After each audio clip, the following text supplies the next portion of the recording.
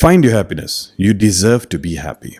In every single thing you do, be happy. If you're not happy, step away from it. Bottom line is search for happiness, keep it, take it. It's yours. You deserve it. With that, welcome to Be Positive with Bally, episode number 20. Season finale is here. Season 1 is over. We will be back with season 2 after a break when we are done discussing about a new, better way of giving you guys positive, inspiring, motivating content in future. But meanwhile, after this, I will be putting up positive monologues. So do follow that. I'll be posting that on Instagram, Facebook, and YouTube as well. So YouTube ritual before we get started with our guests, as usual, is hit the subscribe button, click like, and click share. So our guests for this week, they're a couple living in the United States. The husband is from Malaysia, so he loves Malaysian food. He cooks and he shares it with all his friends and he records it. All their content, whenever I'm watching it, I have a really feel-good factor. So to, say goodbye to season 1, I could not find a better guest than these two people, these two amazing people in the United States who will be sharing their positive, happy vibes with all of you guys. I'm speaking about the Kumaar family. Let the dialogue begin. The Kumaar family, thank you so much for doing this, guys. Absolutely. Yeah, we're happy about it. Yeah, thanks for having us. Okay, now you guys are based in, correct me if I'm wrong, Oakland? Is that where you guys are? No, Oakland is a little north of where we're living. We are living in a little city called San Lorenzo, actually. Okay. All right. Because I saw the last episode and you guys were going for donuts in Oakland. So I've just guessed it as much as that.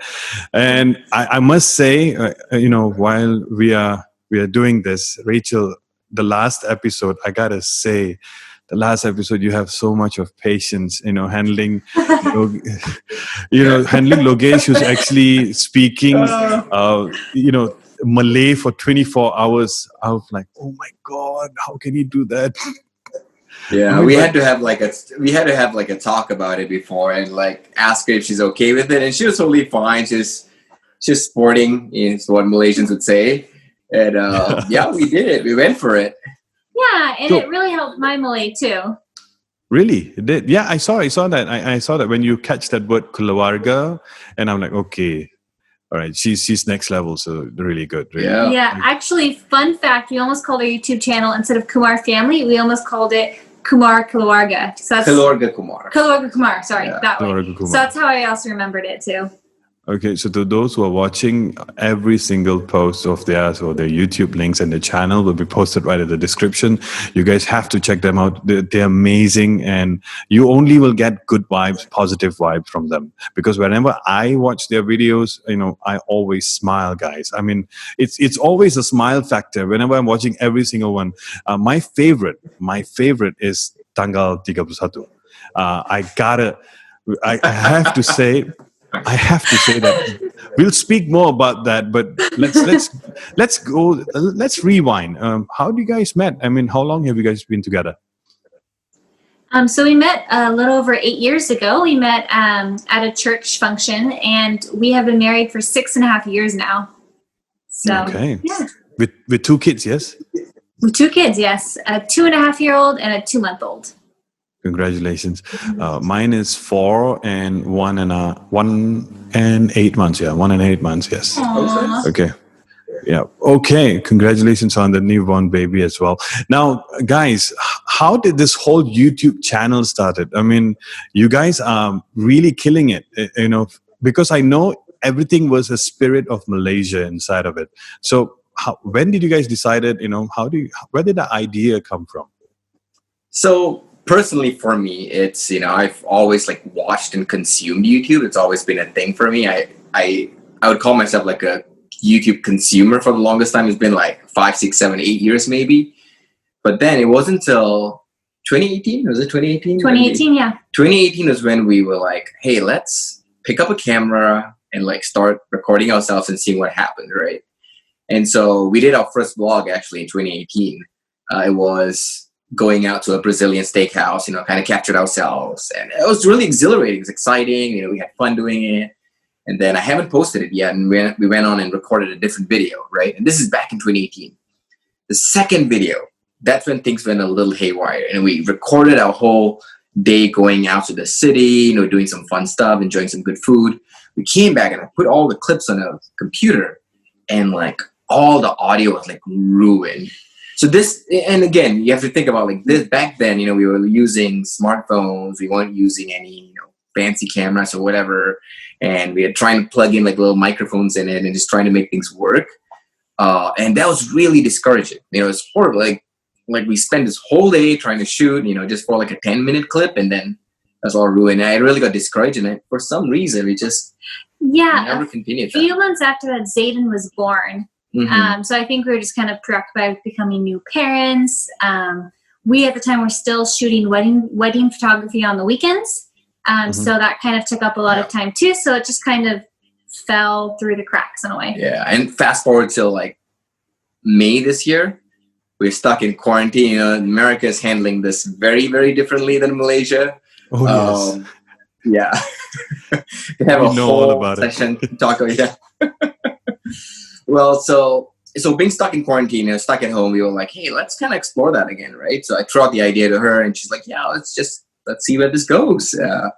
And so we started shooting first video, and at the time we just didn't know like what format, what do we want to do, what really did we want to capture at all. But eventually things started to like pick off, and we're like, oh shoot, I think this could be something. So yeah, that's kind of a little story of how it started. Yeah, he's always the idea man, and I just kind of support him and go along with everything. That's what a spouse, a good spouse, a partner would be or should be. Trust me. And my wife always comes and also invests in some part of it and say, okay, what are you doing? Is this what you're doing? You should be doing like this. So I think that's really good. Now, guys, besides YouTube, Logesh and Rachel, what do you guys do besides that? Yeah, so I'm a media strategist is what they call me. I work for a marketing agency. And what I do basically is like I curate high-level strategy for paid and organic search for companies that run campaigns. I'm not going to bore you with details, but basically it's just in the marketing realm, marketing operation, marketing strategy, and so on. That's what I do. And I'm a behavior specialist. I work with special needs students in the school district. Wow. So that's where all the patience that I use towards Logesh comes from. Now I finally figured it out. Okay, so now I know how there was a success in the Kumaar family's numbers, because he is a marketing specialist. So I need probably we will have a conversation about this and how to do this. So sure, absolutely. I need some help as well. But now, many think that this is going to be a rather sarcastic remark. A lot of people throw this remark really freely that making YouTube videos is easy. Do you guys agree? Oh yeah, it's super easy. It's just a walk in the park, right? No, I'm kidding. The way y'all said yes, I was like, huh, really? No. You were like, what's the secret, huh? Even for like a 10-minute video, the amount of prep time that goes into it, the amount of time shooting that video, and the amount of time editing it, and then after it's edited, working on the subtitles for it, it's a lot. Yeah, I think that you really need a passion for it. Going into it, you can't just be like, oh, I want to shoot videos and just do this and try to make money out of it. With that sort of mindset, I don't think it's sustainable. And yeah, a lot of work goes into it. You really need to want it as opposed to like want out of it, right? I think that's more of how you need to approach it to try to be successful. And not saying that we're successful in any ways. It's just that I think you need to approach in that mindset. Right. Now, no, you guys, are you guys kidding me? You guys are already on the upway, going up in making good content. You guys are really getting a lot of traction, especially from giving the Malaysian food, and I think from that from that point, I think I started noticing, and then I started backtracking and seeing what you guys had posting up before that even. So I think you guys are going in the right path. So successful is definitely the right word to use for you guys at the moment. So thank you for being so modest. Now, before we go to a couple of more questions, all right, let's do a fun round. Okay, this is called the blaming game. Okay, so you can either blame each other, or you can just blame yourself. So it's simple questions, and I'm going to throw it and just point at each other. So let's go. So who is more, I would say, funny bone, or basically makes a lot of jokes, makes the other person laugh? Who's funnier? Sure. It's more accidental though. It's never on purpose. Okay. Who has a temper? Me. You don't look like it, because you have such a smiley face. It's okay. I think it's in comparison, because I'm pretty mellow. So I think it's in comparison. I wouldn't say he has a big temper at all. Plus, she sees me all the time, so yeah. Of course, she sees you all the time. If you start seeing someone else, then she's got to be worried. We all got to be worried. Joking. Now, okay, in any arguments, who is more likely to say sorry first?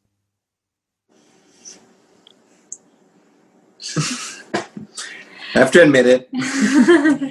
I have this Malaysian part of me where, like, I always have to be right. I always have to, have the last word.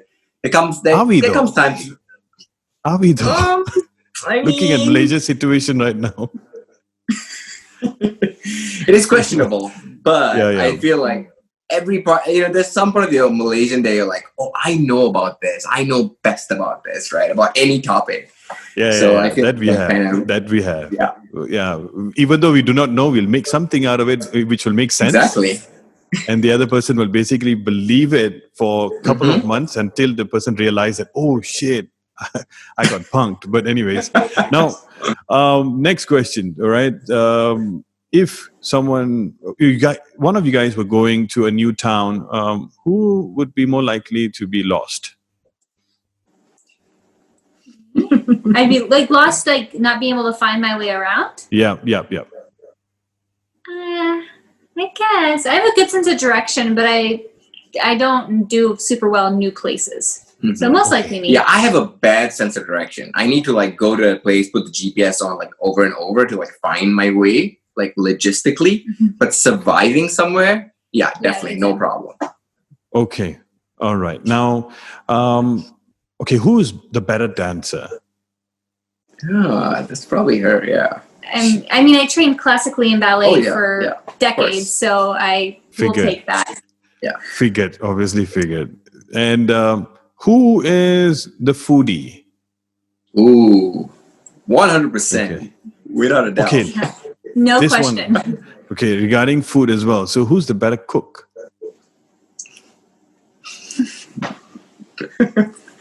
All right. I need more fingers, more hands. Don't worry. I'll probably magically put it up right after this. Okay. So now, guys, let's get back to some questions before we say goodbye, before we wrap this up. Okay. Now, what do you guys love the most about Malaysian food? Because whenever I'm watching your channel, it's a lot about Malaysian food. What do you guys love the most? I mean, Logesh, of course, it's home, because I think I've not been to the States before, but I think from the way you're saying it, whenever you're expressing it, I see that, our food is the best in the world. But what do you love about Malaysian food? So it really is the best in the world. And I'm not saying it just because, yes, there's some sense of bias. But believe me, moving over to like the United States, trying food here, enjoying foods and from so many different cultures, right? Not just American food.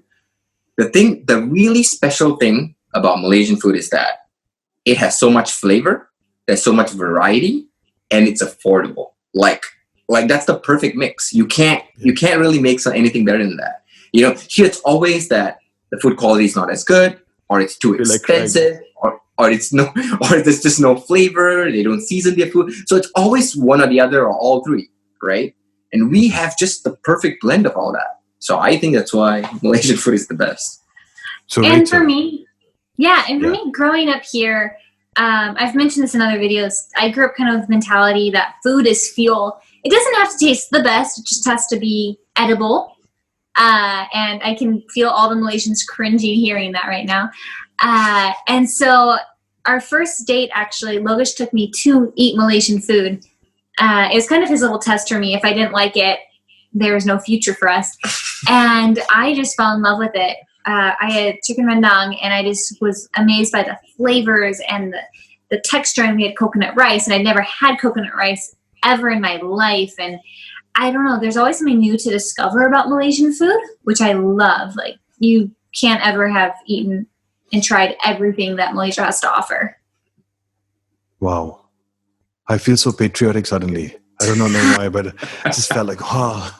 But guys, now, Logesh, did you learn how to cook, or you grew up, cooking? How did this talent come? Because when I'm seeing you cooking, I'm like, God, he's really good. And then my wife will be watching it with me as well. She's like, she'll do that. Well, honestly, like, I never grew up cooking, to be honest. Growing up in Malaysia, you really didn't need to cook. You could just go out to your regular mama. You got amazing food there, right?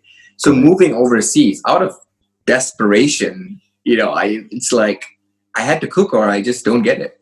So out of that came that, I had to learn, I had to try out, and over time, trying and trial and error.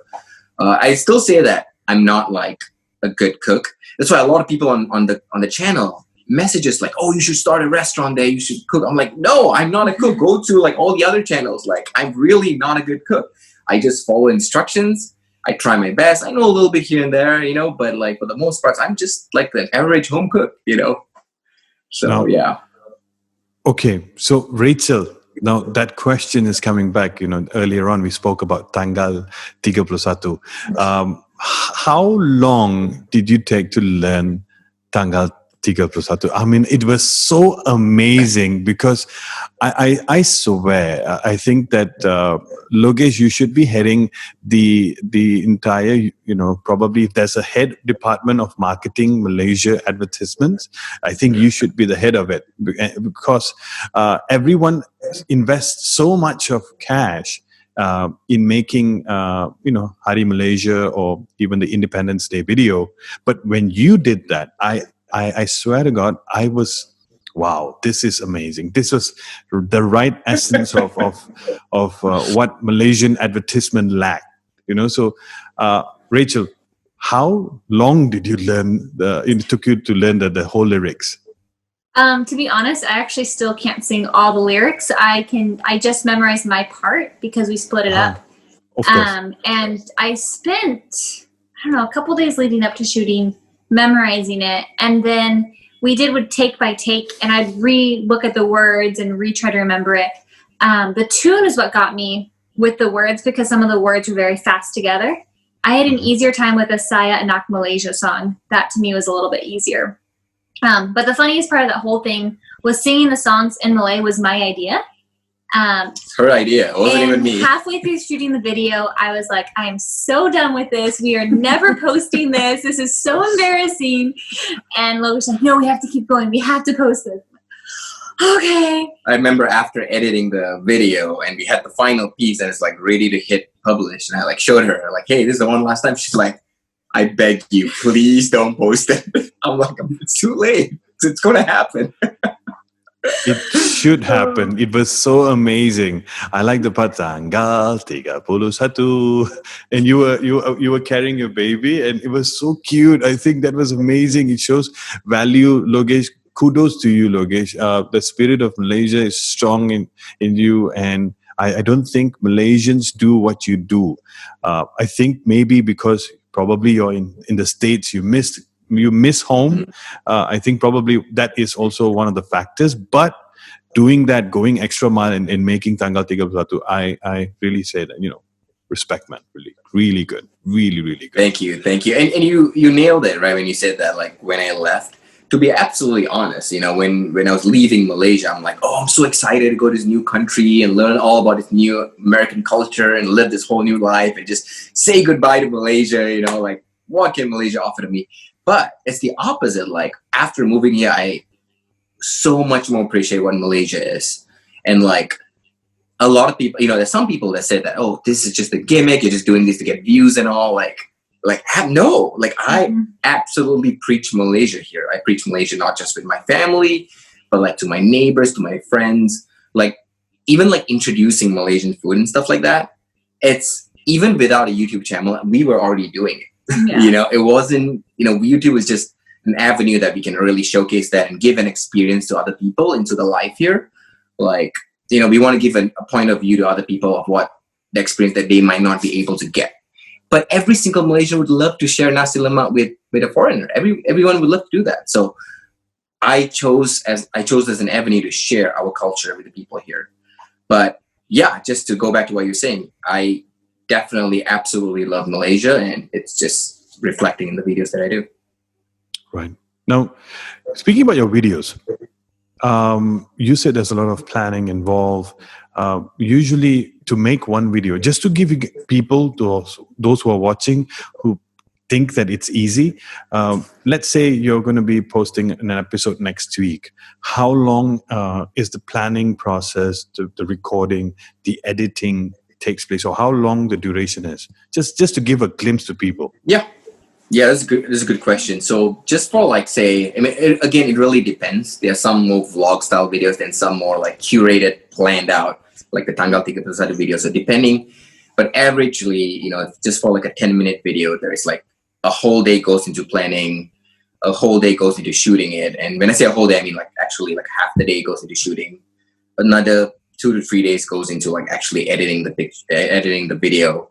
And we always have to reserve one day to get the video translated. So I think that's kind of like important for us that we determine from the get-go, is that there's a lot of viewers who want to watch our video that they don't understand English. They want subtitles in Malay, and we're like, okay, we will do this for you. And so that's the only thing we actually outsource right now. We outsource it to a girl in Malaysia who actually does all the translation for us.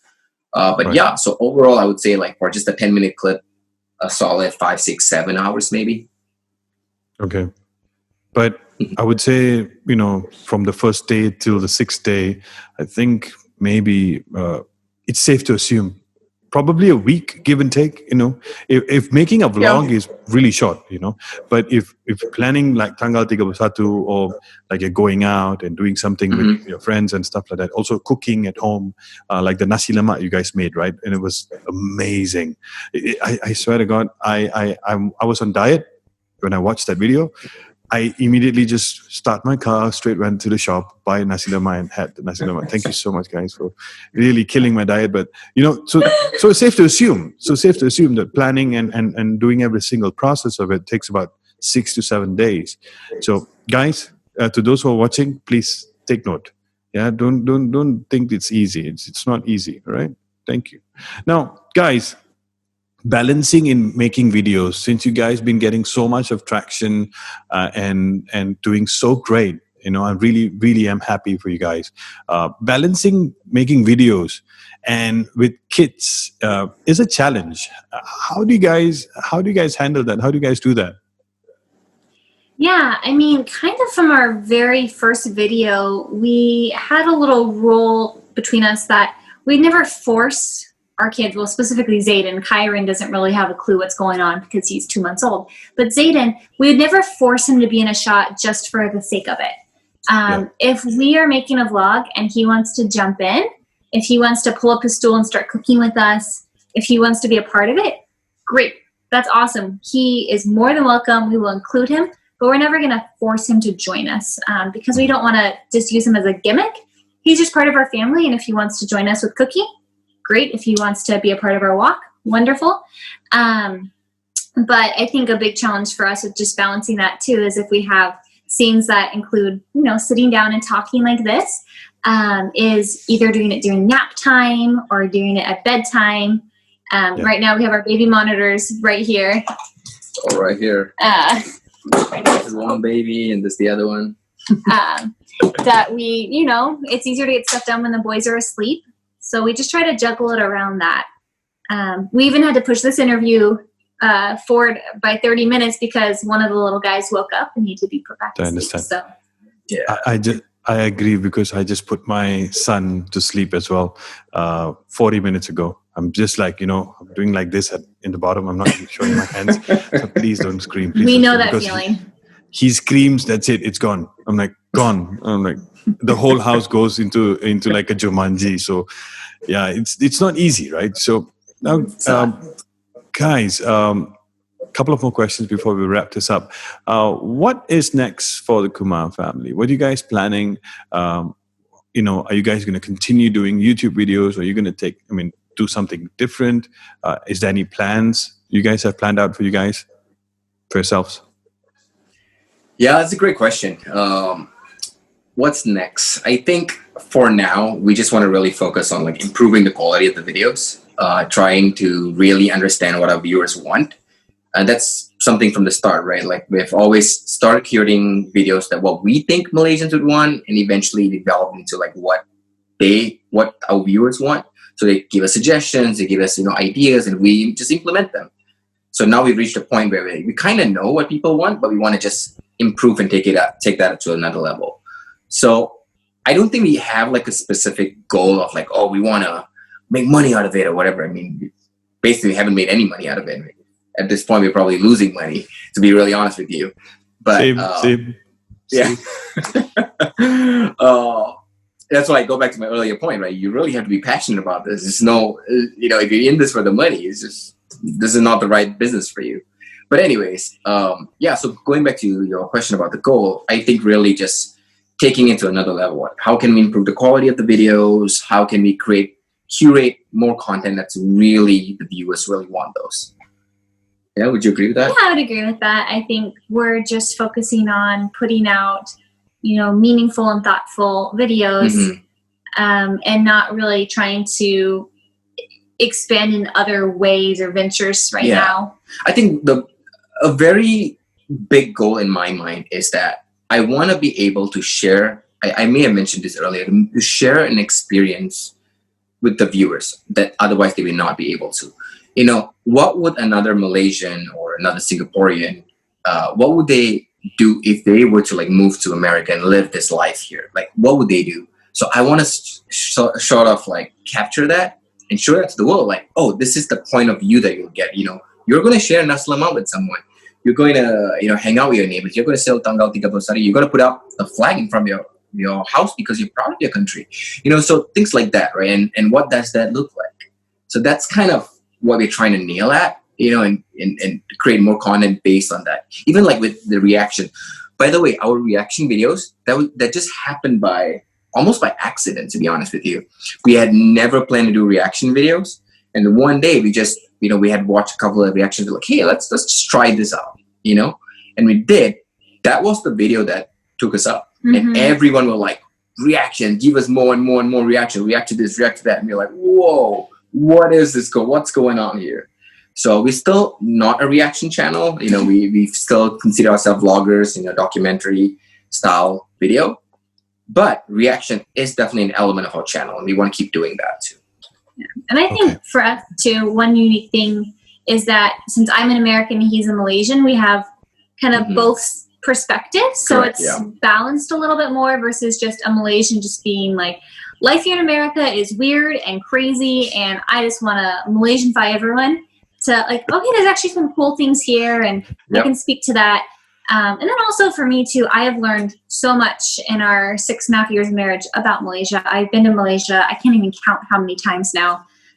So my heart, that is definitely my second home. Okay. I think that's pretty solid brand coming from a strategic marketing person. So I think that's a really solid plan. Now, guys, final question, because this is my season finale. So I couldn't have asked for better guests because I've been doing this for about 20 episodes, and I'm going to roll the curtains off and probably start season 2 some other time soon, because I was hoping to do this like, face to face with all the guests in future, hoping for like a set but with the whole pandemic and restrictions, I can't do it. So this is the final season finale. What would be the final question for the season finale? Would be a message to everyone, especially during this time. This is a really difficult time, right? And everybody's trying to find a balance. Everybody's trying to find perspective in life, and especially through challenges, during this whole COVID situation. I'm sure everybody's in the same boat, even though it's in the States, can be in Malaysia, can be any part of the world. What would be the message to all your followers, to your families, to your friends who are watching? What would be the message for all of them, as the last question for this dialogue session? I love that question a lot, actually. I mean, in light of all the pandemic and things that are happening, I think my one message is that, look at the light and the positive out of all of this. It's something I think it was like several months ago we spoke about this. It's frustrating. We were going through a lot of difficulties because of the pandemic. But the one thing that we got out of this is that we got so much family time. YouTube was birthed out of this, all this additional family time that even like with my boys and all that, like all this additional time that we would never otherwise have it. If this pandemic had never happened, we would not have this family time, right? True. So that's like such a huge positive. Like, and that may sound like so cliche, but like, yeah, we would not even have this time together. So I would encourage our followers, like, hey, yes, it's rough. You have to be in quarantine. You have to follow rules. You have to wear a mask. All these things. But there's always the positive side of it. And so look at that. Like, focus on that, and use that to enhance your life. Yeah, we talk about this a lot. We'll never have this time ever again in our lives just stuck at home with one another, and we get to see our boys 24/7, which is amazing. We get to watch all the little nuances of them growing up, which, I work full time when I'm not on maternity leave. He works full time. So actually to be home all together is honestly a blessing and a special treat. So like Logesh was saying, just our, message would be to be able to find those little silver linings in your life to see, okay, this is hard, but what can I be thankful for during this time? But also just to thank everyone, right? Like for supporting the channel, for viewing our videos. I think that's huge. Like, to be absolutely honest, we started this before, baby was born. And if it didn't really take off, if we didn't get much support, encouragement, and love shown by folks, I would go as far as say that, we may not have continued, but we kept going because our viewers kept coming back and watching more videos and telling us that, hey, we love you, make more videos on this, we want to watch more of this. All that support and love really shows us that we can continue. And that really shows and highlights what Malaysians and even like Singaporeans or anyone, right, in the world is all about. Like, we can unite and we can come together for a similar cause. And if we have a similar interest, we can rally together and we can bring one another up together. I love that. I love that too. Especially the part you mentioned Singapore twice, but during this pandemic, I'm like, okay, fine, we'll let it slide. Malaysians and Singaporeans have a very different type of love story going on. Love-hate relationship, we can call it. I tell her that it's the same as how America and Canada has like a relationship here. It's the same as Malaysia and Singapore. It's the same. True. Yeah, we make fun of each other all the time. But guys, with everything said, thank you so much for doing this. Thank you so much for sharing your time, your precious time, and especially after the kids are asleep, and in allowing, to have this session with me. Thank you so much. And I only wish the best and the best for you guys.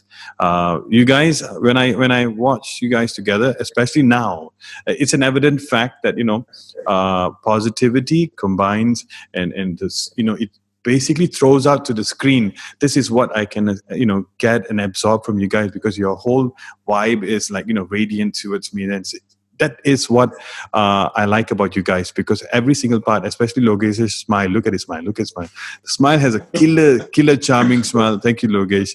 And Rachel, thank you so much. And I wish you all the very best. Be safe, stay safe. It's a crazy year. And when you guys come down, the treat is from me because one of our partners, they are a very nice, food company. So they are Okay. called Desi Tadka.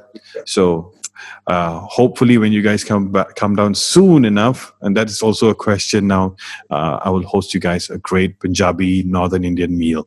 So till then, Can't wait. I would like to say thank you, terima kasih, and Logesh, romba nandri vanakkam. Nandri, thank you so much, Bally. Thank you so Bye-bye. much. Bye. That was the end of season 1 of Be Positive with Bally. Thank you so much for supporting me. And I would like to also give a big shout out to my partners: Content, Be Strategic; Digital Artwork, DH Creation; Food, Desi Tadka; Video Live Streaming and Production, Mosaic Production. And to all of you guys, be safe, stay safe, and I'll see you really soon in season 2 of Be Positive with Bally. Do not forget, next week onwards, I will be putting up positive monologues. So do follow that as well. You can watch that on Facebook, Instagram, and YouTube. And till then, be positive. Bye-bye.